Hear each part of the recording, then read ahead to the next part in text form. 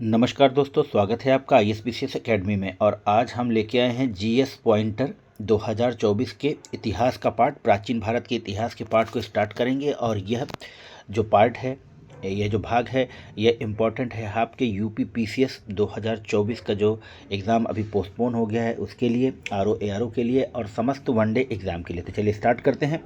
यहाँ पे कह रहा है कि रॉबर्ट ब्रूस फूट थे, तो वह थे एक भूगर्भ वैज्ञानिक और पुरातत्वविद। फिर है लिखा है कि भारतीय प्राग इतिहास का पिता कहा जाता है, तो वह है आपके रॉबर्ट ब्रूस फूट को। फिर लिखा है कोपेनहेगन संग्रहालय की सामग्री से पाषाण कांस्य और लौह युग का त्रियुगीय विभाजन किया था, तो वो किया था थॉमसन ने। किसने किया था? थॉमसन ने। नेक्स्ट देखेंगे, लिखा है कि भारतीय इतिहास के संदर्भ में Alexander AH Longhursts, Robert Sewell, James Burgess और वॉल्टर एलियट जिस गतिविधि से जुड़े थे वह था पुरातात्विक उत्खनन। यह कहाँ ये सारे जो जुड़े थे वो पुरातात्विक उत्खनन से जुड़े थे। लिखा है कि पशुपालन के साक्ष्य सर्वप्रथम मिलते हैं, तो वह मिलते हैं मध्य पाषाण काल में। नेक्स्ट देखेंगे, लिखा है कि मध्य पाषाण काल में पशुपालन के प्रमाण कहाँ से मिले थे, तो वह था आपका आदमगढ़ से। नेक्स्ट देखेंगे, लिखा है कि चौपानी मांडो, ककोरिया, महदहा एवं सराय नहर राय स्थलों में से हड्डी के उपकरण प्राप्त हुए थे, तो वह प्राप्त हुए थे आपके महदहा से और सराय नहर राय से। नेक्स्ट है आपका हड्डी से निर्मित। देखिए फिर से जो क्वेश्चन है वो रिपीट हो रहे हैं कि हड्डी से निर्मित आभूषण भारत में मध्य पाषाण काल में प्राप्त हुए थे, तो वह प्राप्त हुए थे आपके सराय नहर राय से और महदहा से। नेक्स्ट देखेंगे, लिखा है कि एक ही कब्र से 3 मानव कंकाल मिले हैं, तो वह मिले थे दमदमा। खाद्यान्नों की कृषि सर्वप्रथम प्रारंभ हुई, तो वह प्रारंभ हुई आपके नवपाषाण काल में। पशुपालन मध्य पाषाण काल में और खाद्यान्नी की एग्रीकल्चर जो हुआ वह आपका हुआ नवपाषाण काल में। नेक्स्ट है भारत में सर्वप्रथम मानव जीवाश्म प्राप्त हुआ, तो वह हुआ आपका नर्मदा घाटी से। मानव द्वारा सर्वप्रथम प्रयुक्त अनाज था, तो वह थी आपकी जौ। फिर लिखा है कि भारतीय उपमहाद्वीप में कृषि के प्राचीनतम साक्ष्य प्राप्त हुए हैं, तो आपके लहुरा देव से। नेक्स्ट देखेंगे, नेक्स्ट है आपका कि औदे, बोरी, बगौर तथा लखनिया में से मध्य पाषाण काल में पशुपालन के प्रमाण मिले हैं, तो वह आपके मिले हैं बगौर से। नेक्स्ट है पुरा पाषाण युग, नवपाषाण युग, ताम्रपाषाण युग तथा लौह में से चालकोलिथिक युग कहा जाता है, तो वह कहा जाता है आपका ताम्रपाषाण युग को चालकोलिथिक युग भी कहा जाता है। नेक्स्ट है कि आमरी, मेहरगढ़, कोटदीजी तथा कालीबंगा में से वह पूरा स्थल जहां से हड़प्पा संस्कृति से लेकर हड़प्पा सभ्यता तक के सांस्कृतिक अवशेष प्राप्त हुए हैं, तो वह आपका है मेहरगढ़ यहाँ पर। नेक्स्ट है कि नवदा टोली का उत्खनन करवाया था, तो वह करवाया था HD संकलिया ने। फिर है नवदा टोली अवस्थित है, तो वह अवस्थित है आपका मध्य प्रदेश में, और आपका भीमबेटका भी मध्य प्रदेश में अवस्थित है। आगे क्वेश्चन आएंगे इसके लिए। वृहद पाषाण स्मारकों की पहचान की गई, तो मृतकों को दफनाने के स्थान के रूप में राख का टीला, बुद्धिहाल, संगनकुल्लू, कोल्डी हवा तथा ब्रह्मगिरी में से जिस नवपाषाणिक स्थल से संबंधित है वह है, तो वह है आपका संगनकुल्लू। तो वह कहाँ से संबंधित है? वह नवपाषाणिक स्थल से संबंधित है आपका संगनकुल्लू। भीमबेटका प्रसिद्ध है तो गुफाओं के शैलचित्र के लिए। नेक्स्ट है भारत में सर्वाधिक शैलचित्र प्राप्त हुए हैं, तो अभी आपने पढ़ा भीमबेटका से। अजंता, भीमबेटका, बाघ तथा अमरावती में से वह स्थल जो प्रागैतिहासिक चित्रकला के लिए प्रसिद्ध है, तो वह है आपका भीमबेटका। भीमबेटका गुफाएं अवस्थित हैं, तो अब्दुल्लागंज, रायसेन, मध्य प्रदेश में। नेक्स्ट देखेंगे, भारतीय पुरातत्ववेत्ता जिसने पहली बार भीमबेटका गुफा को देखा और उसके शैल चित्रों के प्रागैतिहासिक महत्व को समझा, उनका नाम है VS वकणकर। गौरिक मृद भांड का नामकरण हुआ है तो वह हस्तिनापुर में हुआ है। ताम्र पाषाण काल में महाराष्ट्र के लोग मृतकों को घर के फर्श के नीचे दफनाते थे तो वह दफनाते थे उत्तर से दक्षिण की ओर। नेक्स्ट है आपका ब्रह्मगिरी, बुर्जहोम, चिरान तथा मस्की में से वह स्थल जहाँ से मानव कंकाल के साथ कुत्ते का कंकाल भी सावधान से प्राप्त हुआ है तो वह है आपका बुर्जहोम, और बुर्जहोम आपका जम्मू कश्मीर में है। नेक्स्ट देखेंगे बुर्जहोम, कोल्डी हवा, ब्रह्मगिरी तथा संगन कुल्लू में से गर्त आवास के साक्ष्य प्राप्त हुए हैं तो वह प्राप्त हुए हैं आपका बुर्जहोम से। बुर्जहोम वाले क्वेश्चन इंपॉर्टेंट है। नेक्स्ट देखेंगे लिखा है कि चंद्रकेतु प्रसिद्ध है तो वह प्रसिद्ध है आपका टेराकोटा कला के लिए। गणेश्वर प्रसिद्ध है तो ताम्र कलाकृतियों के लिए। विंध्य क्षेत्र का वह शिलाश्रय जहाँ से सर्वाधिक मानव कंकाल मिले हैं तो वह है लेखिया से। नेक्स्ट है आपका सही मिलान करना है, तो चलिए हम लोग सही मिलान कर लेंगे। तो यहाँ पर लिखा है कि पुरा पाषाण काल तो सोहन सोन नदी घाटी, मध्य पाषाण काल यानी कि भीमबेटका जो है वह मध्य पाषाण काल से संबंधित है, नवपाषाण काल यानी कि बुर्जहोम से संबंधित है, और ताम्र पाषाण काल बनास घाटी से संबंधित है। लिखा है कि नूतन भूतल काल के अंत में सूखे के कारण विंध्य क्षेत्र में भोजन की कमी के कारण लोगों ने गंगा घाटी क्षेत्र में प्रवास किया था। यह अवधारणा दी गई है तो वह दी गई है G.R. शर्मा के द्वारा।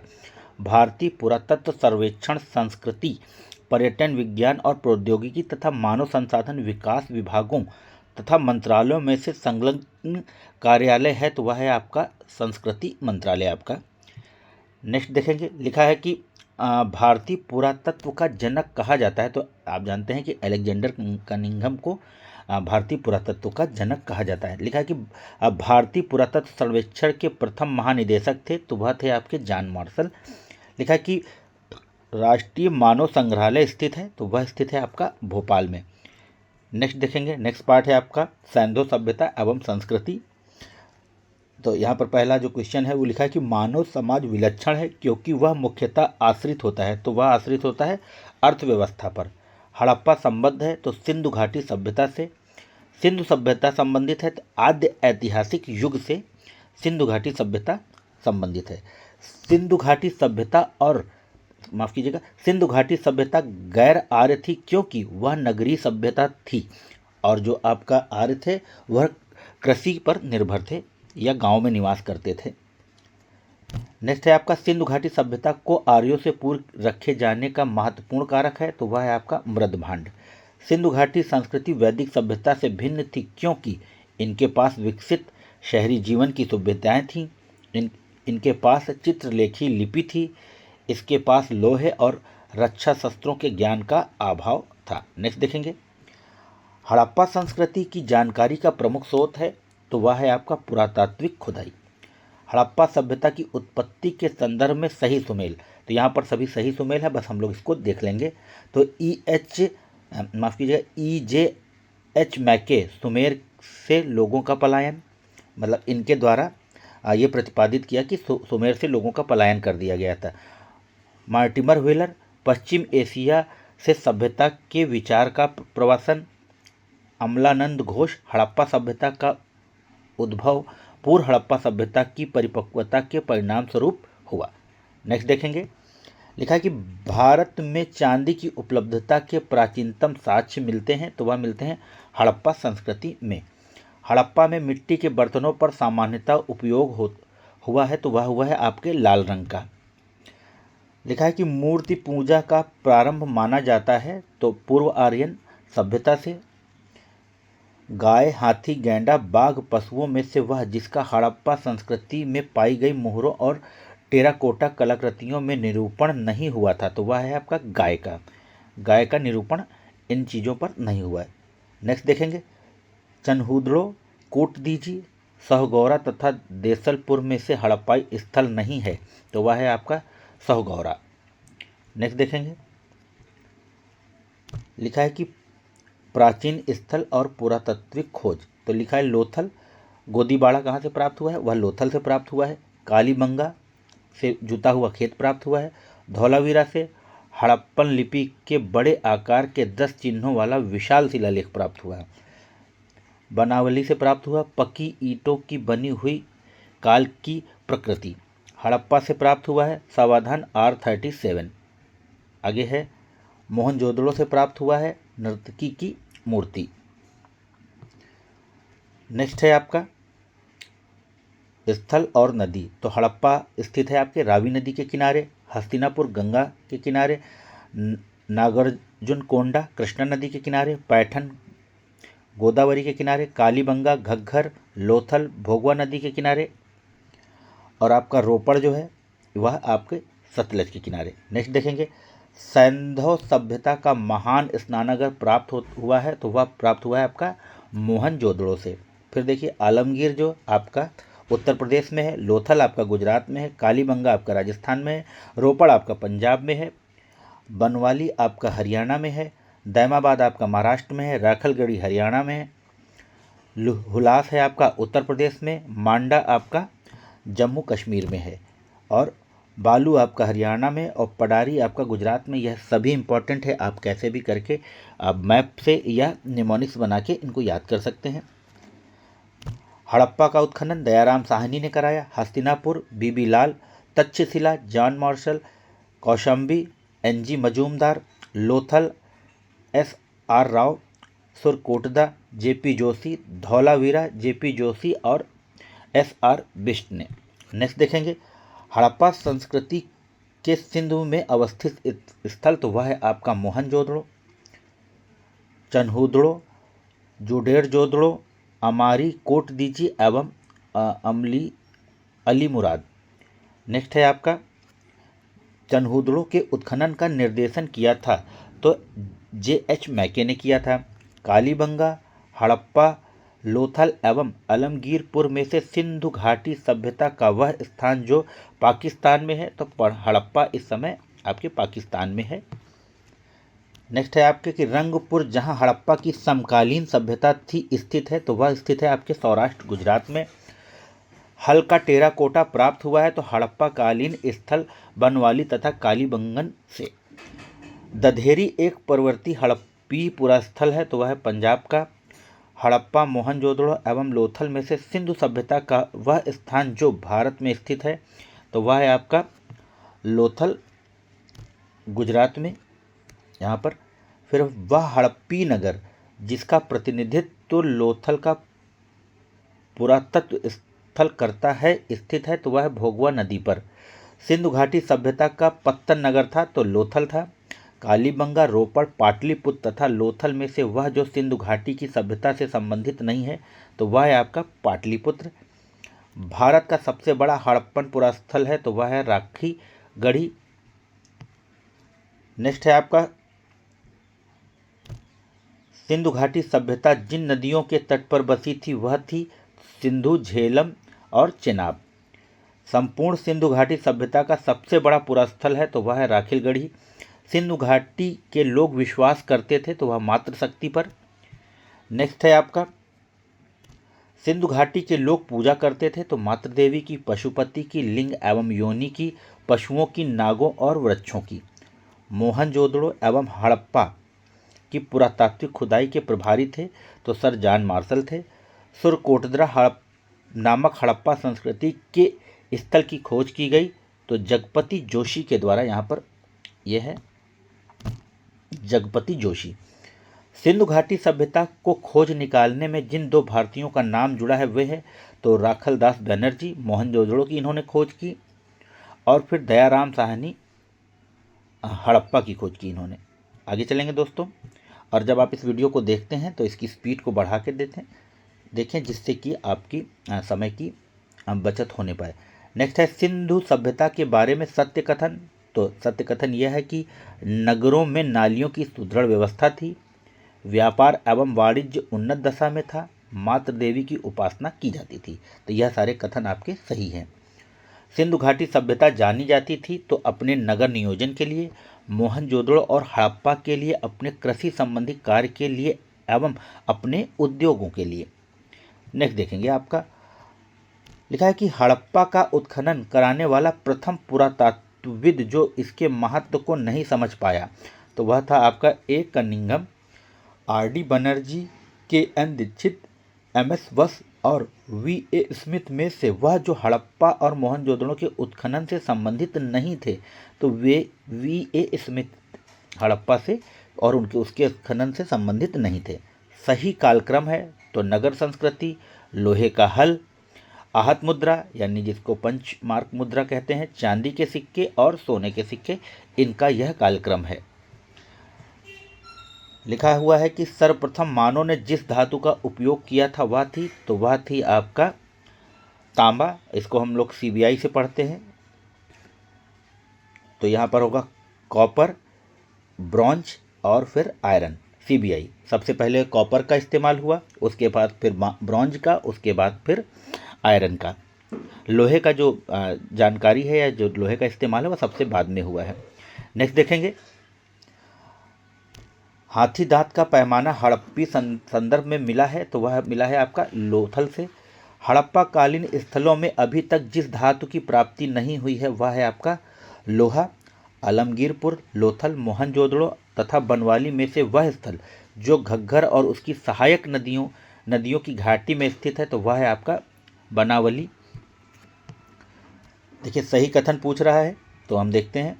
सही कथन है मोहनजोदड़ो, हड़प्पा, रोपड़ एवं कालीबंगा सिंधु घाटी सभ्यता के प्रमुख स्थल हैं। बिल्कुल सही है। हड़प्पा के लोगों ने सड़कों तथा नालियों के जाल के साथ नियोजित शहरों का विकास किया, तो यह भी कथन सही है। फिर नेक्स्ट है, मोहनजोदड़ो तथा हड़प्पा नगर अब विलुप्त हो गए हैं, वह खुदाई के दौरान प्रकट हुए थे, ये भी कथन सही है। नेक्स्ट है आपका कि हड़प्पन संस्कृति के संदर्भ में शैलकृत स्थापत्य के प्रमाण मिले हैं, तो वह मिले हैं आपके धौलावीरा से। धौलावीरा जिस राज्य में स्थित है वह है आपका गुजरात। वह हड़प्पीय नगर जो 3 भागों में विभक्त है, तो वह है आपका धौलावीरा।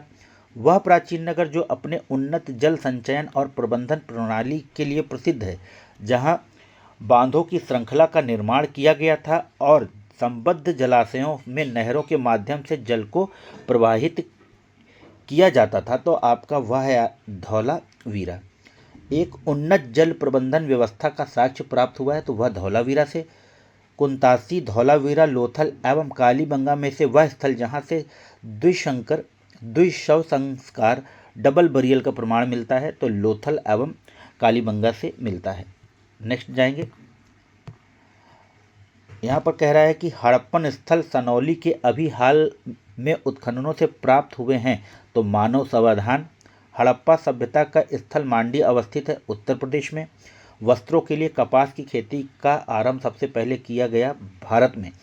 सिंधु घाटी सभ्यता के संदर्भ में सही कथन, तो यहाँ पर सही कथन है आपका, यह प्रमुख लौकिक सभ्यता थी तथा उसमें धार्मिक तत्व यद्यपि उपस्थित था, वर्चस्वशाली नहीं था। उस काल में भारत में कपास के वस्त्र बनाए जाते थे। फिर से देख लेंगे, सिंधु घाटी सभ्यता के संदर्भ में सही कथन, तो यह है कि यह प्रमुखता लौकिक सभ्यता थी तथा उसमें धार्मिक तत्व यद्यपि उपस्थित था, वर्चस्वशाली नहीं था, यानी कि धार्मिक तत्व उपस्थित थे मगर धर्म की प्रधानता नहीं थी। उस काल में भारत में कपास के वस्त्र बनाए जाते थे। बिल्कुल सही है। नेक्स्ट देखेंगे, सिंधु सभ्यता के संदर्भ में सही कथन, वे देवी और देवताओं दोनों की पूजा करते थे। सिंधु घाटी के लोग देवी और देवताओं दोनों की पूजा करते थे। लिखा है यहाँ पर कि सिंधु घाटी सभ्यता से संबंधित विख्यात वृषभ मुद्रा प्राप्त हुई है, तो वह प्राप्त हुई है मोहनजोदड़ो से। सिंधु सभ्यता से प्राप्त मोहरों में वृक्ष की आकृति मिली है, तो पीपल की। वह पशु जिसका अंकन हड़प्पा संस्कृति की मोहरों पर नहीं मिलता, तो घोड़ा। जिस पशु के अवशेष सिंधु घाटी सभ्यता से प्राप्त नहीं हुआ है, तो वह है शेर। नेक्स्ट देखेंगे, लिखा है कि मरण पट्टिका पर उत्कीर्ण सींग युक्त देवता की आकृति प्राप्त हुई है, तो वह है कालीबंगा से। वह सभ्यता जो नील नदी के तट पर पनपी, तो वह है आपके मिस्र की सभ्यता, और मिस्र को नील नदी का वरदान कहा जाता है।